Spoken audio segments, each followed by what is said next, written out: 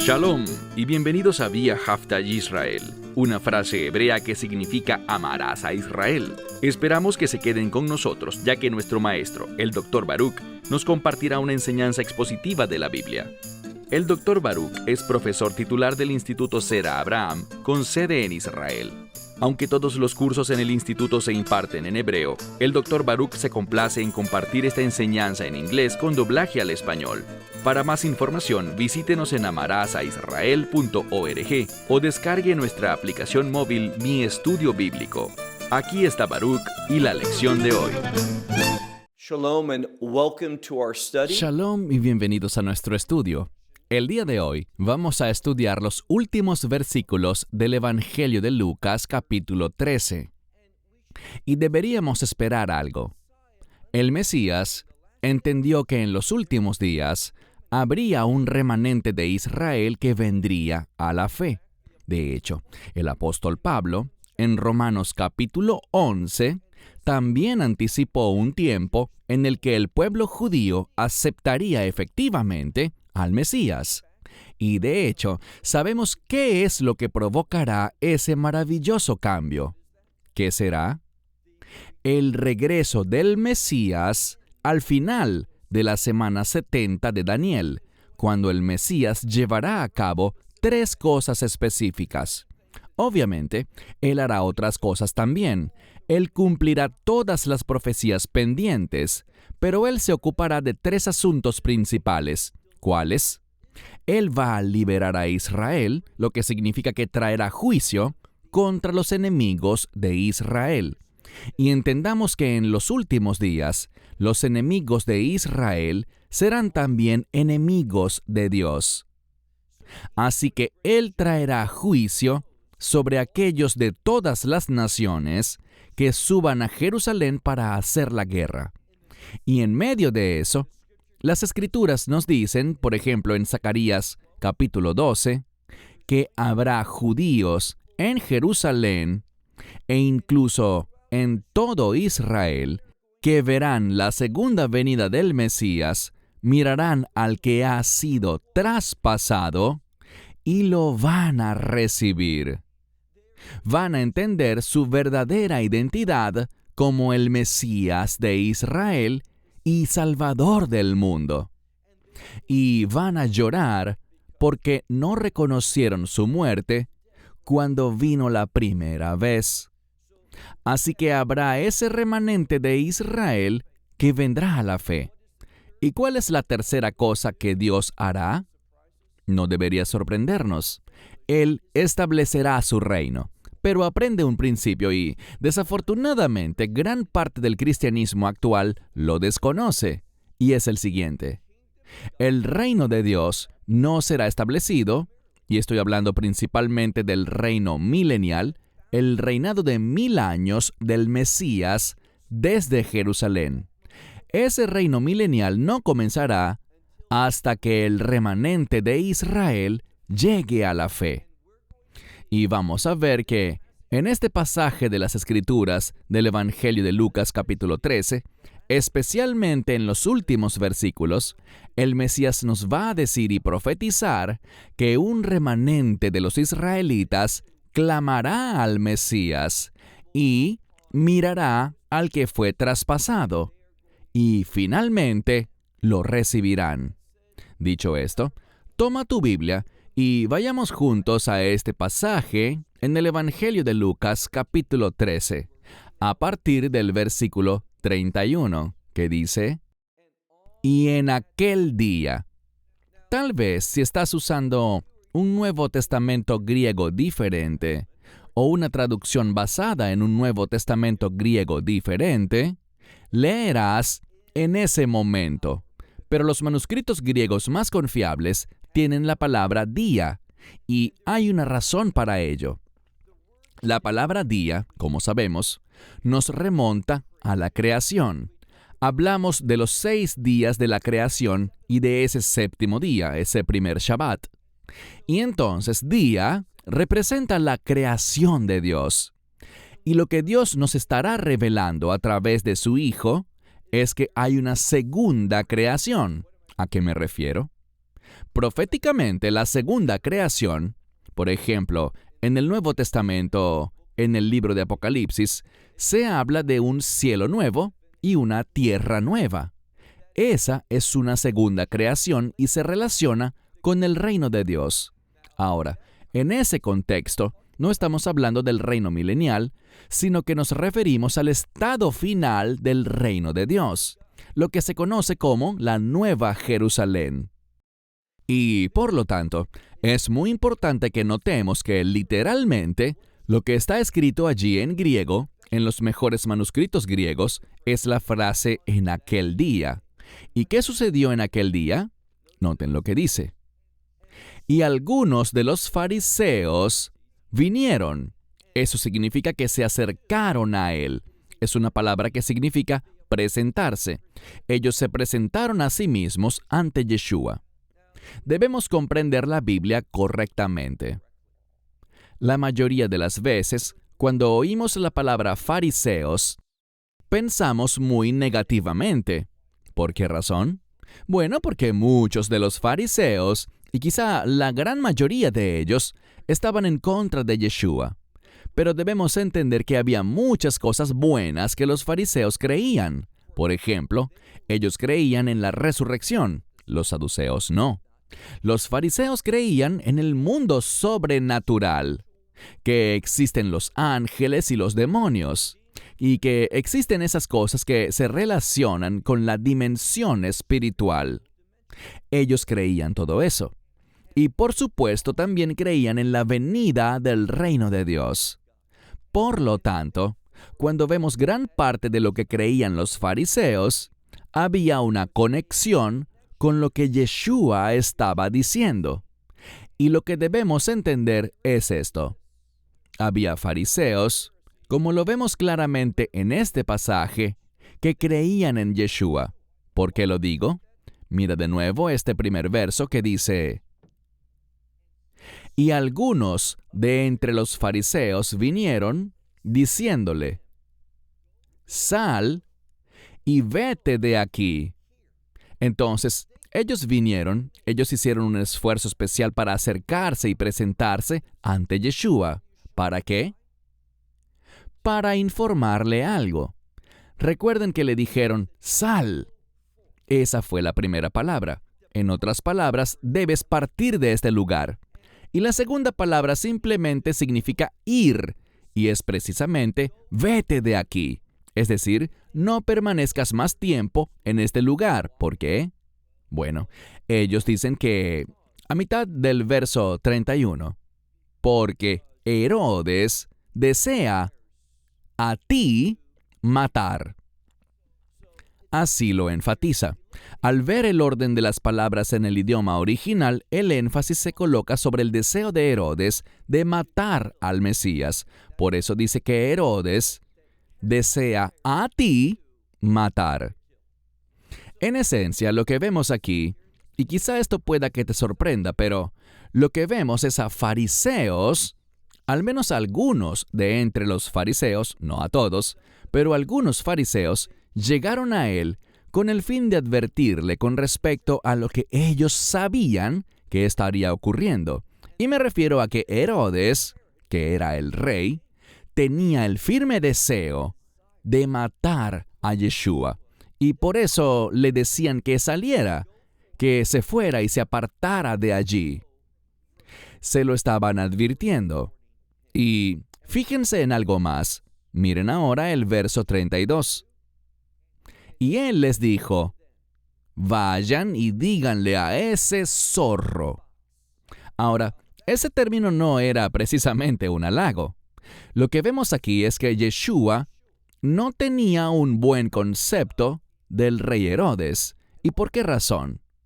Bueno, obviamente, sabemos que el rey Herodes, y por supuesto existió Herodes el Grande, que en este punto ya estaba muerto. Él falleció de 2 a 4 años antes del nacimiento del Mesías. ¿Y qué sabemos? Bueno, sabemos algo más. Sabemos que en este pasaje de la Escritura es a Herodes el tetrarca a quien él se está refiriendo. Y él es el que tiene este fuerte deseo de matar al Mesías. Sabemos que fue este mismo Herodes, el tetrarca, el que estaba interesado en parar, en detener al Mesías, porque él fue el que en su momento dio la orden de que todos los niños pequeños de 2 años o menos en todo Belén y sus alrededores tenían que ser ejecutados. Así que, cuando vemos este pasaje de las Escrituras, vemos que se estaba presentando una amenaza contra la vida de Yeshua. Y su respuesta ante esta amenaza fue hablar con esos fariseos, diciéndoles, vayan y díganle a ese zorro, he aquí, yo echo fuera demonios y sanidades yo completo. Ahora, muchas Biblias no enfatizan esta palabra, la que traduje al final como yo completo. Y por cierto, esta es una palabra que nos habla de perfección. Está declarando que Él hizo 2 cosas, que echó fuera demonios, o sea que Él tiene soberanía sobre el mundo demoníaco, es capaz de expulsar demonios. Y luego habla de otro término. ¿Qué término? Sanidades. Y dice aquí, sanidades yo completo.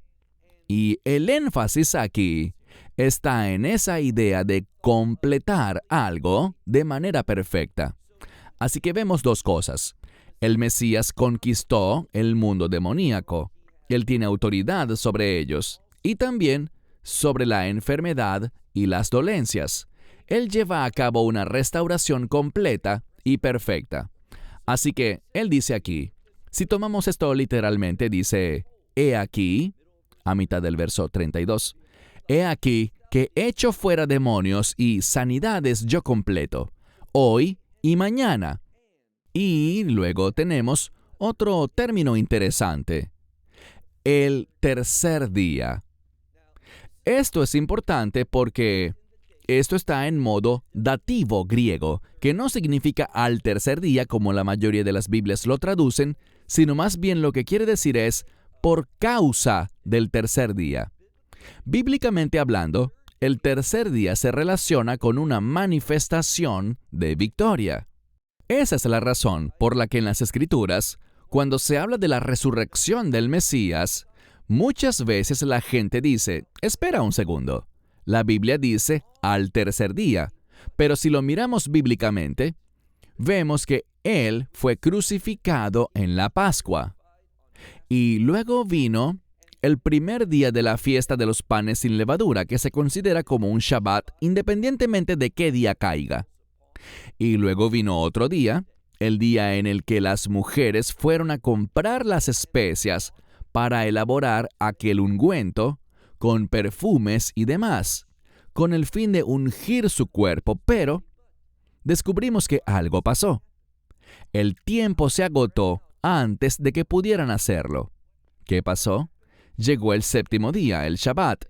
Por eso, cuando estudiamos cuidadosamente sobre esto, lo que conocemos como la pasión, la semana en la que el Mesías murió, fue sepultado pero luego resucitado, vemos que Él fue crucificado el día 14 de Nisán.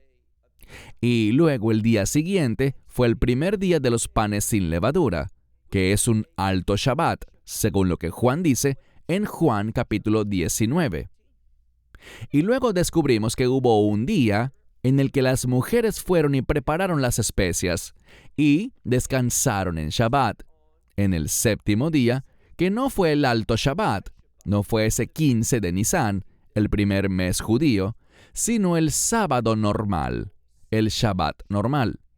Y fue por tanto al día siguiente, cuando Él resucitó de entre los muertos, el primer día de la semana. Si sacamos la cuenta, eso no cae al tercer día, sino que lo que la Escritura dice es que es por causa del tercer día.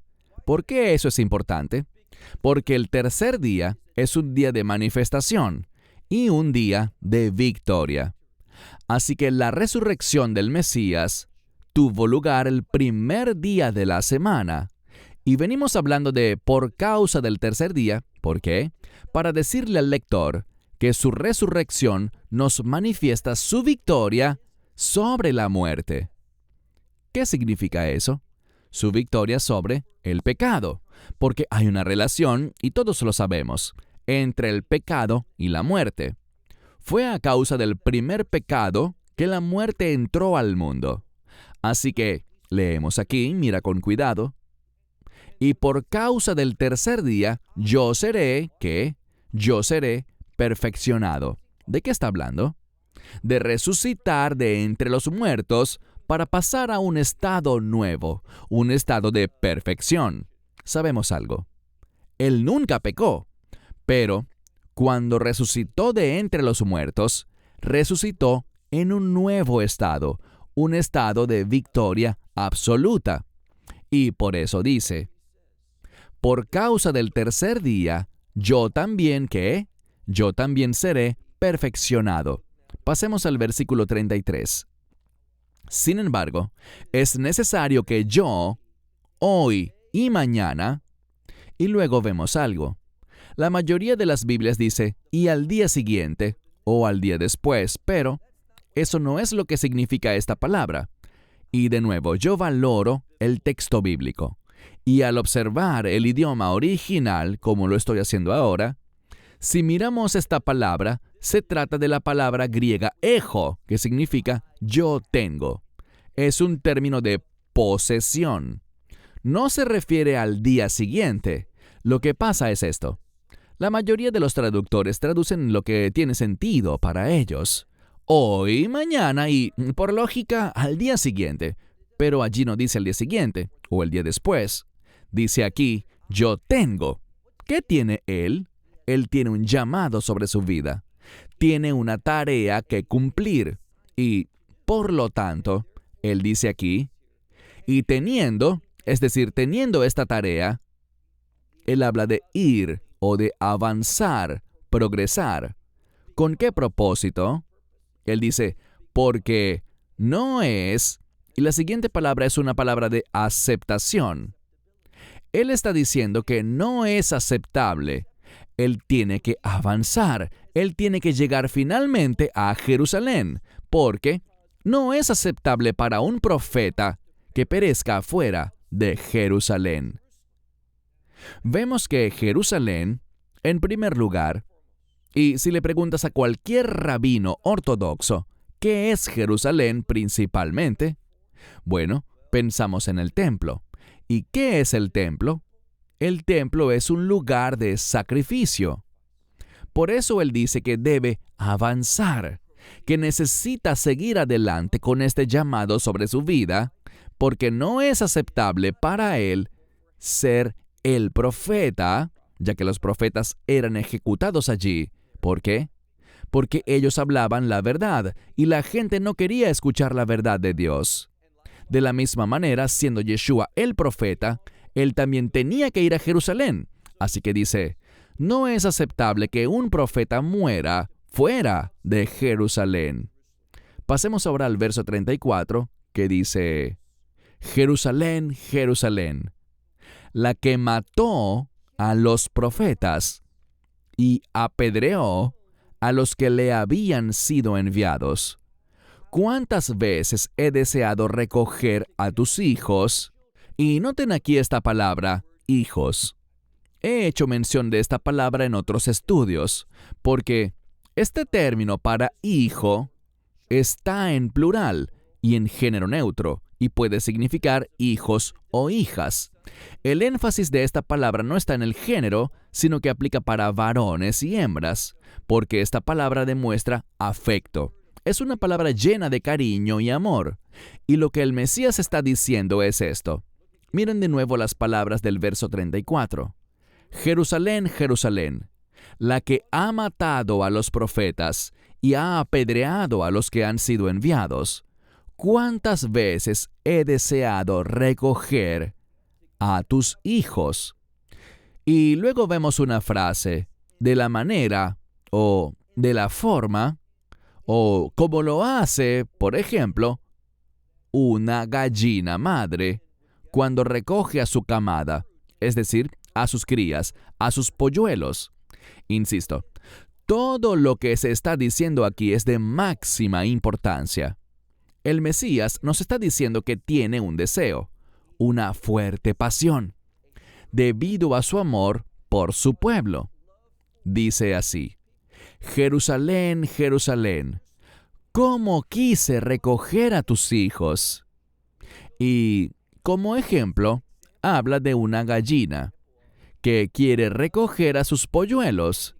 Y fíjense cómo termina este versículo. Dice, bajo o debajo de las alas. Esto es muy significativo porque la palabra ala es la misma que se usa en el idioma hebreo, aunque esto es griego, pero es paralela a la palabra hebrea kanaf. ¿Por qué eso es importante? Porque el kanaf representa la esquina de una prenda. ¿Y qué hay en esa esquina? Busca cuando quieras el libro de Números, capítulo 15, a partir del versículo 37, y verás que hay un mandamiento especial, que toda prenda de vestir que un hombre use y que tenga 4 esquinas, 4 kanafim, requiere lo que se llama un tzitzit, y ese tzitzit representa los mandamientos de Dios. Lo que encontramos es que, como Pablo enseñó, los mandamientos de Dios, cuando los estudiamos, cuando nos sometemos a ellos, ¿qué nos exponen?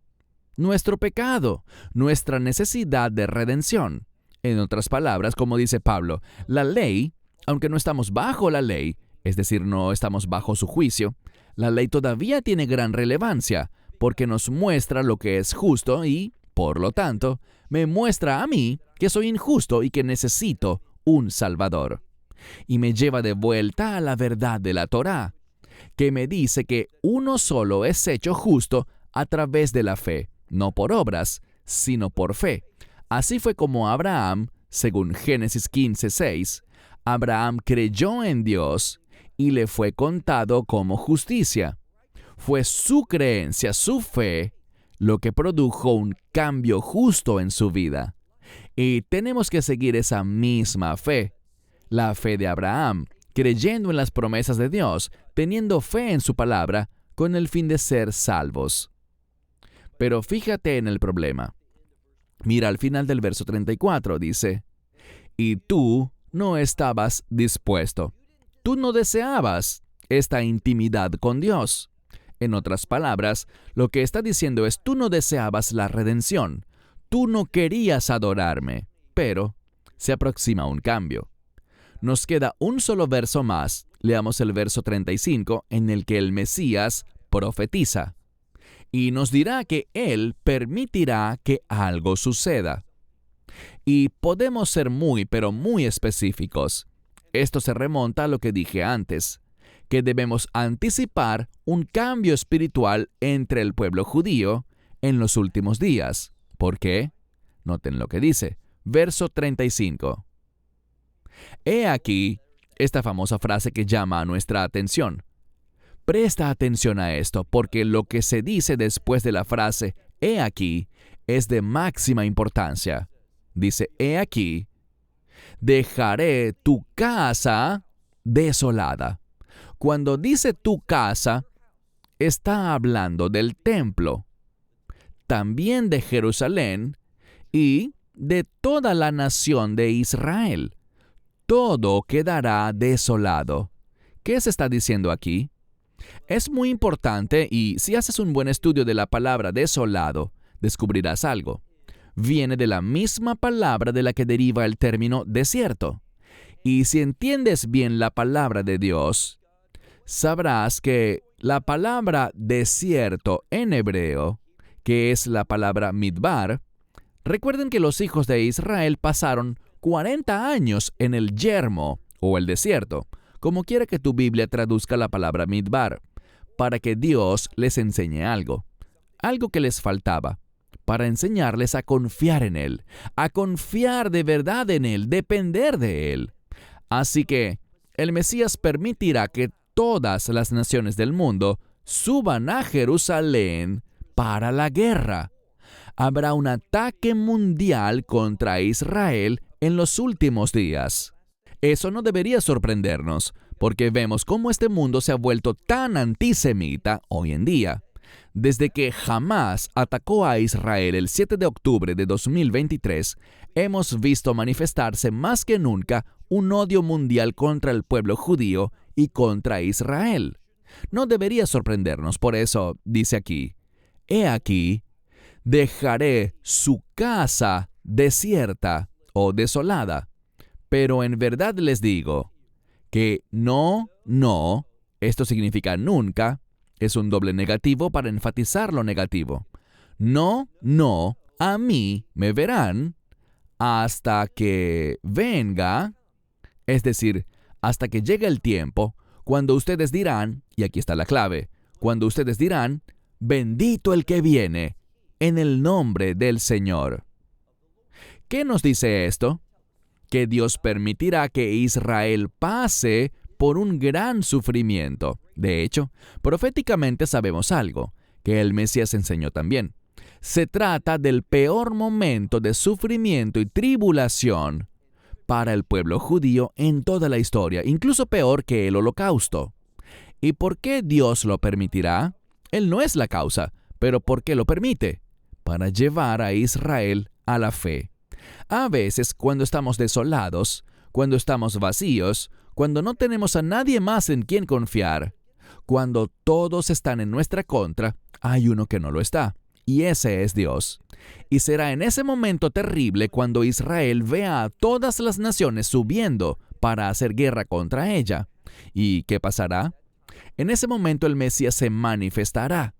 Él saldrá del cielo y la iglesia vendrá con él. Como dice primera a los Tesalonicenses 3:13, donde dice que los santos vendrán con él para lograr esas cosas, para traer juicio sobre los enemigos de Israel y para ser parte de ese remanente del pueblo judío que llegará a la fe en el Evangelio y para establecer su reino. Vamos a gobernar y reinar con el Mesías durante esos 1000 años. ¡Qué maravilloso! Y todo esto nos está hablando de la fidelidad de Dios. Él producirá ese cambio con el fin de que ellos digan, bendito el que viene en el nombre del Señor. Y cuando ellos acepten el Evangelio, entonces vamos a ver ese cambio que resultará en el establecimiento del reino de Dios. Dios es tan bueno. Su palabra es verdad absoluta. Debemos estudiarla y aplicarla a nuestra vida para que tengamos un testimonio que agrade a Dios. Cierro con esto hasta la próxima semana. Shalom, desde Israel. Shalom from Israel. Esperamos que te hayas edificado con el mensaje de hoy y lo compartas con otros. Te invitamos a seguir nuestros estudios cada semana por este canal y por el portal de YouTube de Amarás a Israel. También puedes descargar nuestra aplicación móvil gratuita, Mi Estudio Bíblico. Finalmente, para obtener más información sobre nosotros, visita nuestra web amarasaisrael.org, donde encontrarás otras conferencias de Baruch en audio, video y texto. Hasta el próximo programa. Que el Señor te bendiga en Yeshua HaMashiach, Jesús el Mesías, mientras caminas con Él. Shalom desde Israel.